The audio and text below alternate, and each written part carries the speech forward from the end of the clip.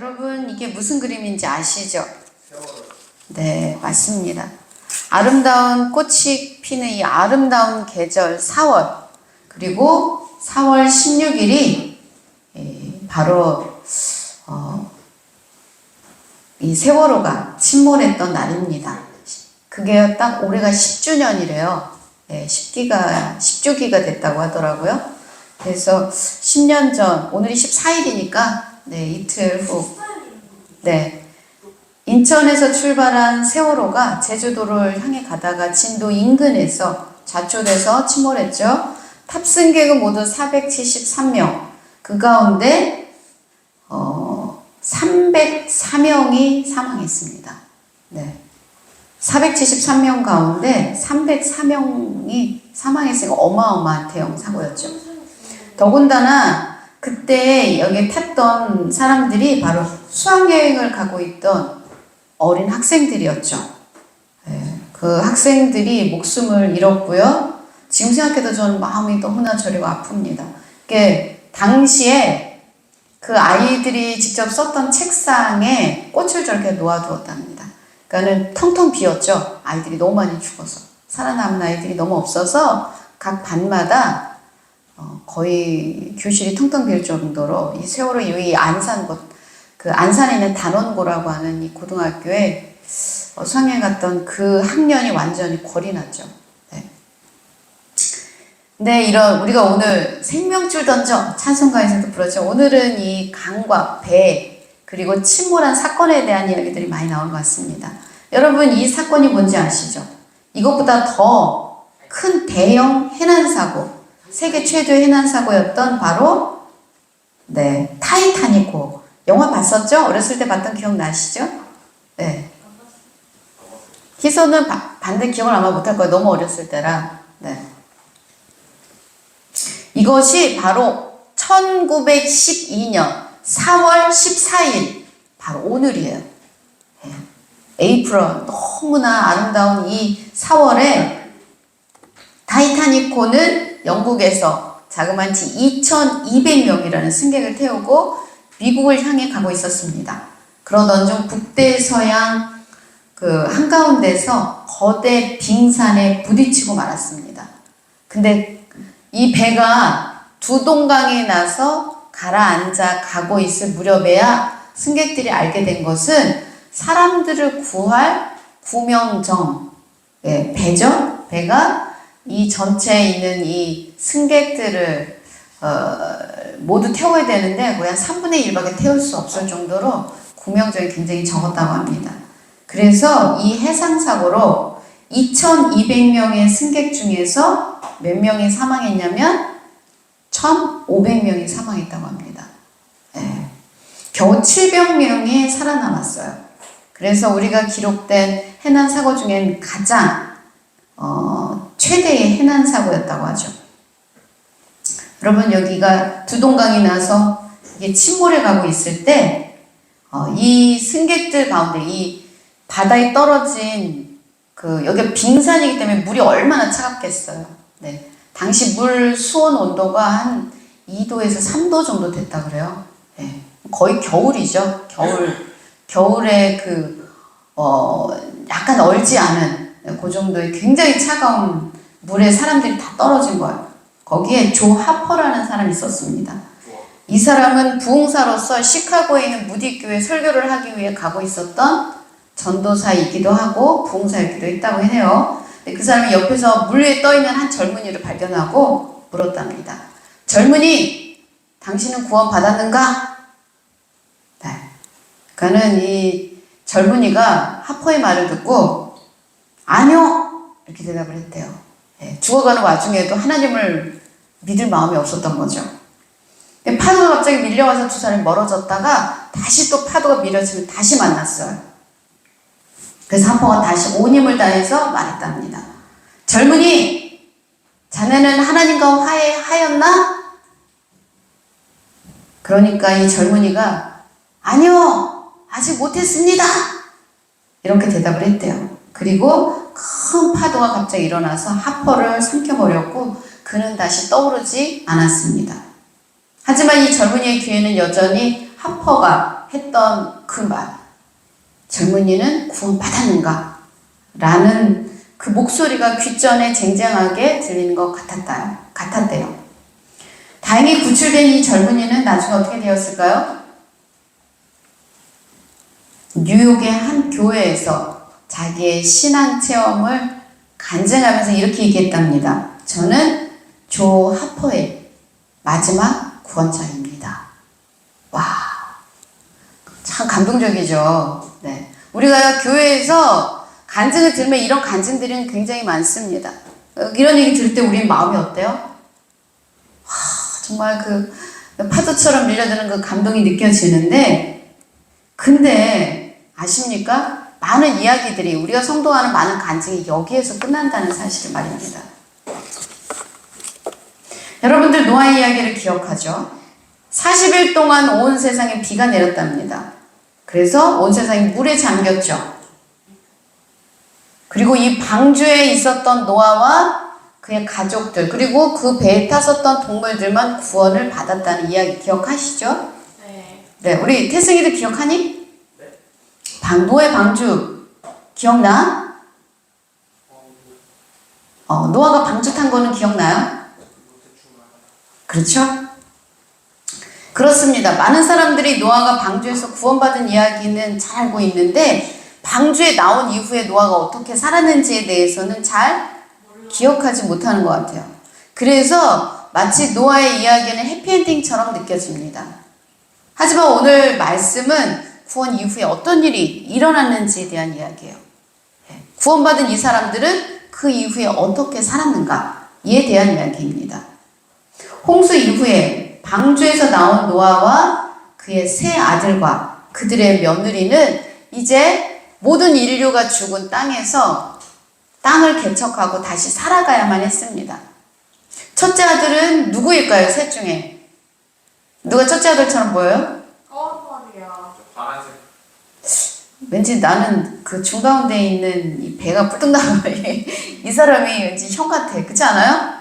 네, 첫째의 이름은 셈이었고요. 둘째 아들의 이름은 함이었고요. 막내 아들의 이름은 야벳이었습니다. 네, 성경에 보면은 인류는 이 세 아들로부터 다시 번성하기 시작했답니다. 온 땅에 두루 퍼져서. 네.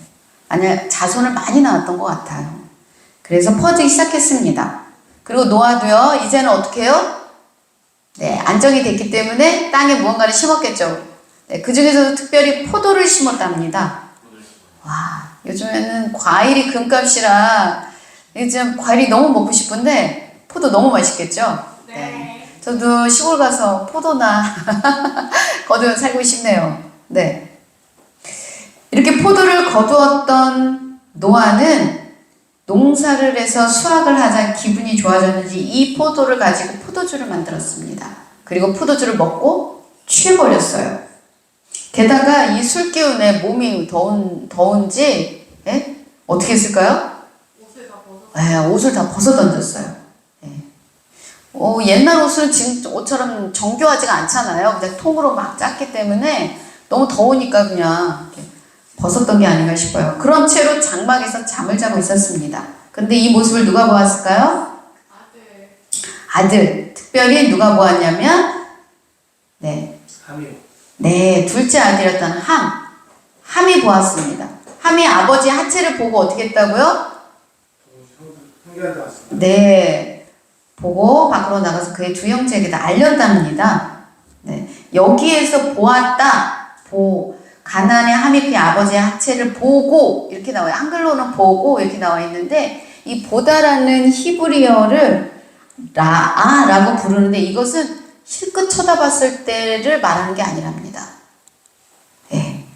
만족스럽게 응시하면서 천천히 즐길 때 쓰는 용어랍니다. 네. 즉 함은 아버지의 실수와 수치를 보고 적당히 즐겼다는 거예요. 게다가 함은 자기만 보고 즐긴 것에서 끝나지 않고 어떻게 했다고요? 소문냈어요. 네, 그의 두 형제에게 가서 막 소문을 막 냈죠.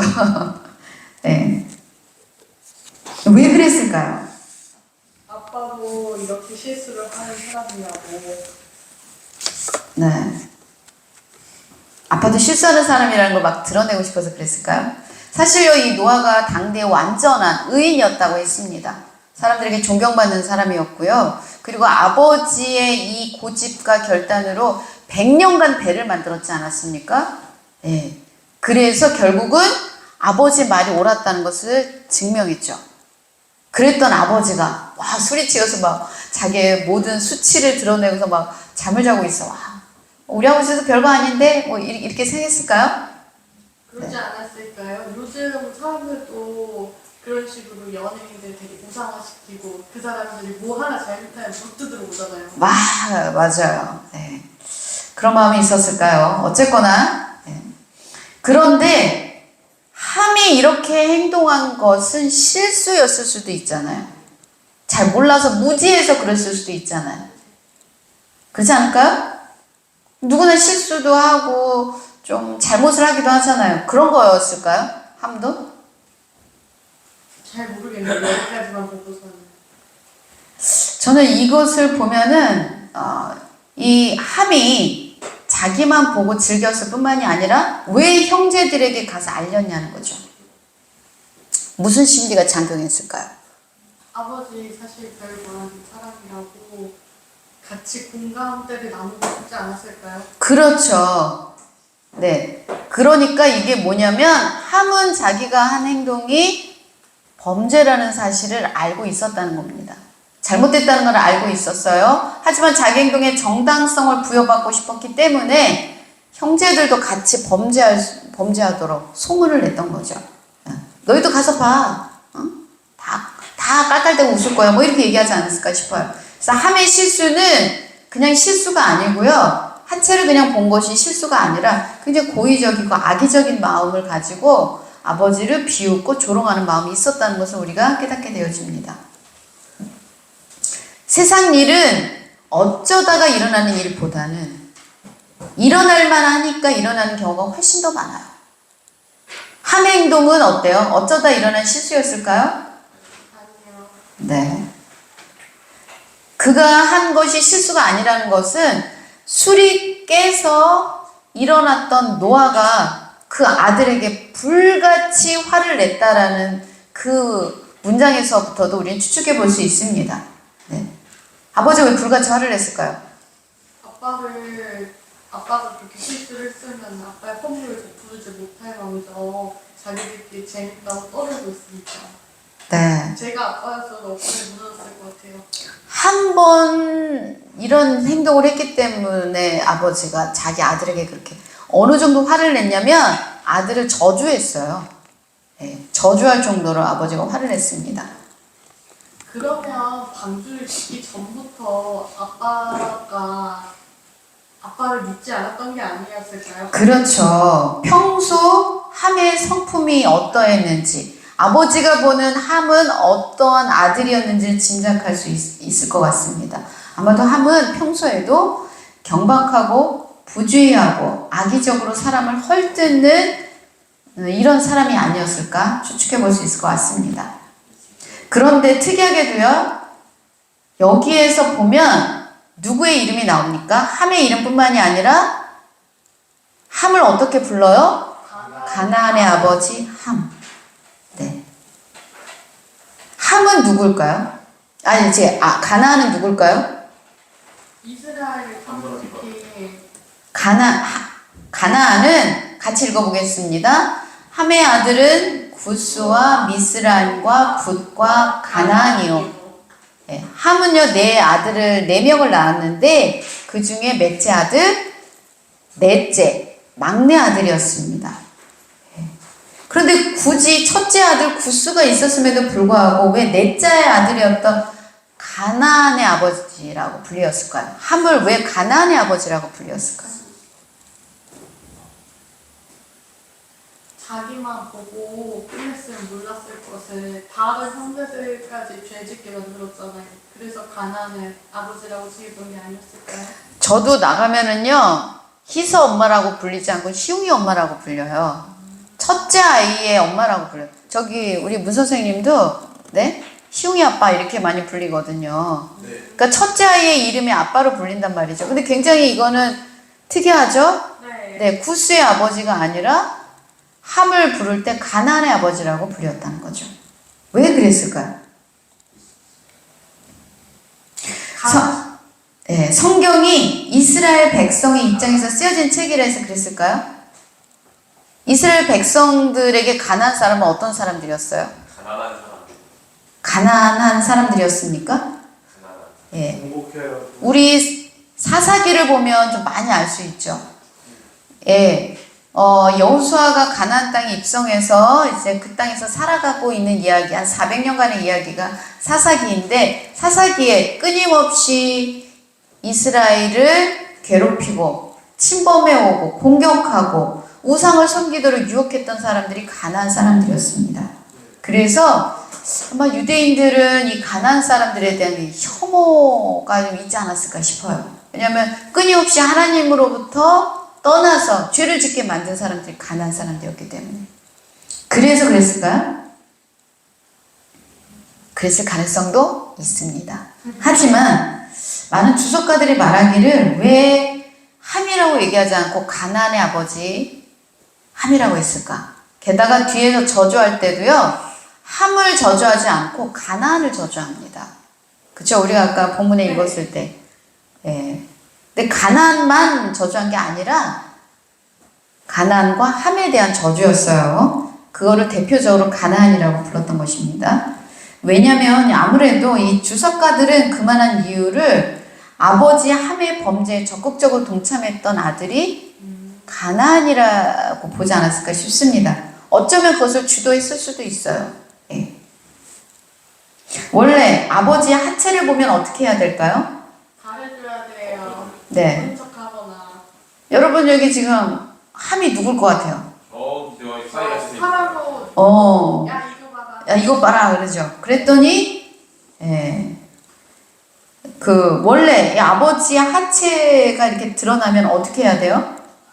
가르주고. 예, 셈과 야벳을 통해 우리는 배울 수가 있어요. 한번 보겠습니다. 어떻게 했는지. 시작. 셈과 야벳이 옷을 가져다가 자기들의 어깨에 메고 뒷걸음쳐 들어가서 그들의 아버지의 하체를 덮었으며 그들이 그 얼굴을 돌이키고 그들의 아버지의 하체를 보지 아니하였더라. 예, 아들이라면 응당 이렇게 했었어야 돼요. 아버지의 수치를 보지 않기 위해서 장막 안에 뒷걸음쳐서 굳이 뒷걸음쳐 들어갔고요. 그리고 아버지의 하체를 덮었습니다. 실수와 아버지의 수치를 가려주었다는 거예요. 나중에 술이 깨서 노아는 어떻게 했을까요? 네, 어떻게 했을까요? 자, 읽어보겠습니다. 시작. 이에 이르되 가나안은 저주를 받아 그의 형제의 종들의 종이 되기를 원하노라. 여러분, 이런 무서운 저주가 있을까요? 종들의 종이 된대요. 와. 가장 미천한 신분으로 떨어지라는 거예요. 예. 그 정말 여러분 이해합니까? 아버지가 아무리 아들이 잘못을 저질렀어도 어떻게 이런 무서운 저주를 내릴 수 있을까요? 예. 그런데 이 저주를 아버지가 아들에게 내리는 저주라고 생각하시면 안 됩니다. 이거는 하나님의 대언자로서 했던 저주라고 할 수 있습니다. 그렇다면 아버지의 수치를 가려 주었던 셈과 야벳은 어떻게 되었을까요? 네, 마지막 절입니다. 시작. 또 이르되 셈의 하나님 여호와를 찬송하리로다.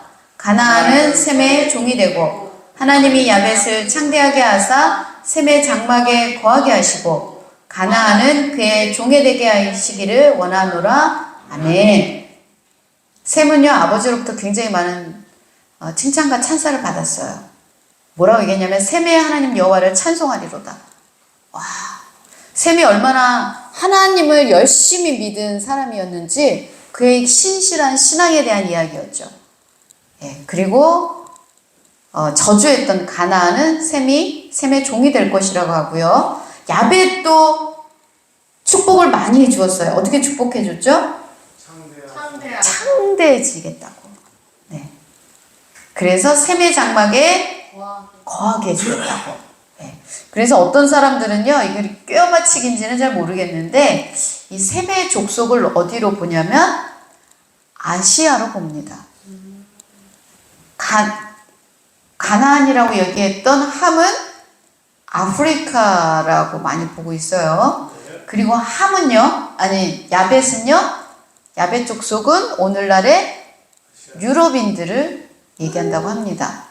예. 그래서 이것이 모두 응한 게 아닌가 이런 얘기를 했죠. 왜냐하면 이 아프리카 사람들이 많이 끌려와서 실제로 노예 생활을 많이 했잖아요. 현대까지도. 네.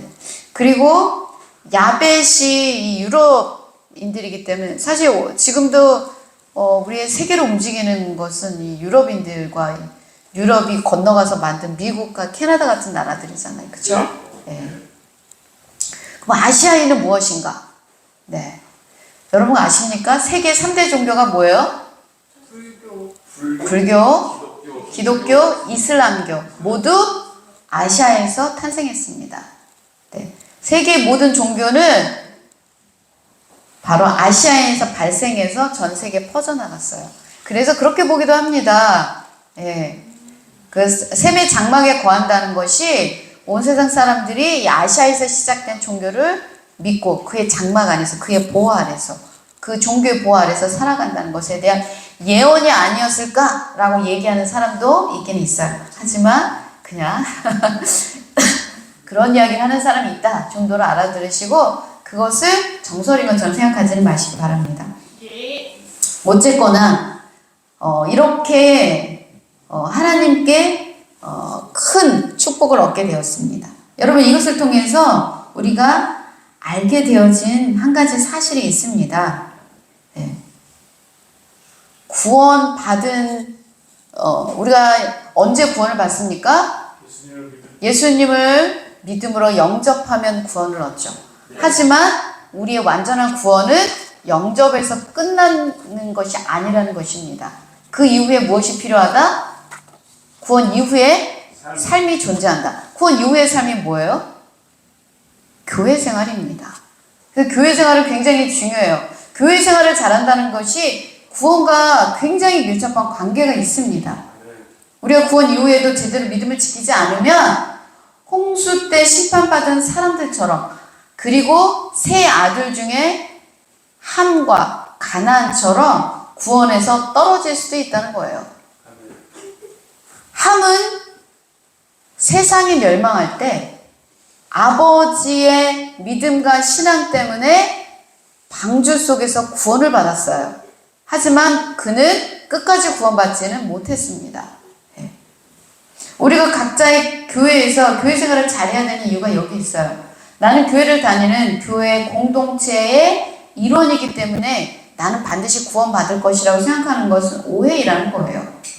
우리가 진실한 마음으로 신앙을 지켜내지 않으면 우리도 교회 밖에 있는 사람들처럼 언제든지 구원에서 떨어질 수 있다는 것입니다. 우리 하나님께 성도님들은 정말 교회 생활 잘 하셨으면 좋겠습니다. 하나님 나라를 바라보셨으면 좋겠습니다. 끝까지 바라보셨으면 좋겠습니다. 남들이 뭐라고 해도 절대 거기에 휩쓸리지 마시고 내 신앙은 내가 잘 챙겨서 온전히 구원을 이루어 가시기를 주님의 이름으로 축원드립니다. 아멘. 기도하시겠습니다. 사랑이 많으신 하나님 아버지 감사합니다. 하나님께서 도와주셔서 오늘날까지 우리가 이렇게 건강하게 또 마음껏 좋은 것들을 먹고 향유하며 살아가고 있습니다. 하나님께서 주신 그 은혜에 우리가 감사하며 또한 거기에 반응하고 보답하며 살아가게 하여 주시옵소서. 셈과 야벳은 구원 이후의 삶 속에서도 하나님 아버지 정도를 지키고 정직하며 아버지의 수치를 가려줄 정도로 믿음과 신앙을 지켰습니다. 하지만 모든 아들이 다 구원받지는 못했습니다. 우리도 교회 안에 있기 때문이 아니라 우리가 진실한 마음으로 신앙생활을 할 때 구원이 우리에게 임하게 되어질 줄을 믿사오니 하나님 끝까지 우리를 보호하여 주시고 지켜주시고 신앙 안에서 떠나지 않게 하여 주시옵소서. 예수님의 이름으로 기도드립니다.